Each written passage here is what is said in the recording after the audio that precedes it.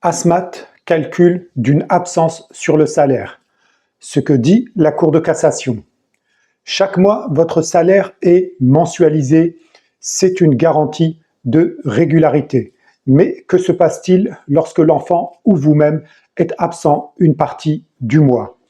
Beaucoup d'employeurs et parfois d'assistantes maternelles font une erreur de calcul. Une erreur qui peut coûter cher. Ce que dit la Cour de cassation. Depuis plusieurs décennies, la Cour de cassation rappelle un principe simple. Lorsqu'une absence n'est pas rémunérée, la retenue doit être calculée à partir des heures qui auraient réellement dû être travaillées dans le mois concerné. Le salaire mensualisé est divisé par le nombre d'heures qui auraient dû être travaillées ce mois-là. Le résultat est ensuite multiplié par le nombre d'heures d'absence. L'objectif est simple, ne déduire que ce qui n'a pas été travaillé. Pourquoi ce calcul et pas un autre? Prenons un exemple.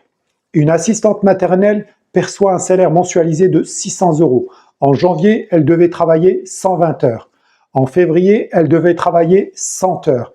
Pourtant, son salaire reste de 600 € dans les deux cas. Imaginons maintenant une absence de 10 heures.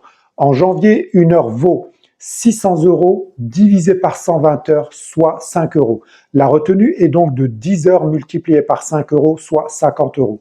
En février, une heure vaut 600 € divisé par 100 heures, soit 6 €. La retenue devient alors 10 heures multipliées par 6 €, soit 60 €. Même contrat, même salaire, même absence de 10 heures, mais une retenue différente. Pourquoi? Parce qu'une heure d'absence n'a pas forcément la même valeur d'un mois à l'autre. La Cour de cassation impose donc de tenir compte des heures qui auraient réellement dû être travaillées dans le mois concerné.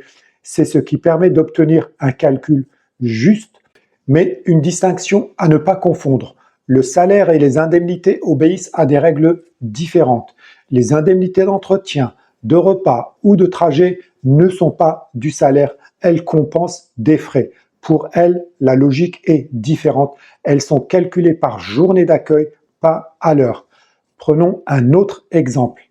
Un enfant est prévu pour 9 heures. Finalement, il est accueilli seulement 1 heure. Le salaire est calculé à l'heure. L'assistante maternelle est payée pour l'heure réellement travaillée, comme on a vu précédemment.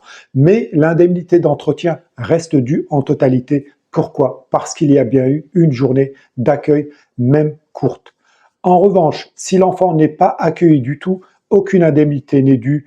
Deux calculs, deux logiques, le salaire au prorata du temps réellement travaillé, les indemnités selon l'existence ou non d'une journée d'accueil. Employeurs comme assistantes maternelles ont intérêt à connaître cette distinction. C'est la seule manière d'obtenir un calcul juste dans un sens comme dans l'autre. Le saviez-vous?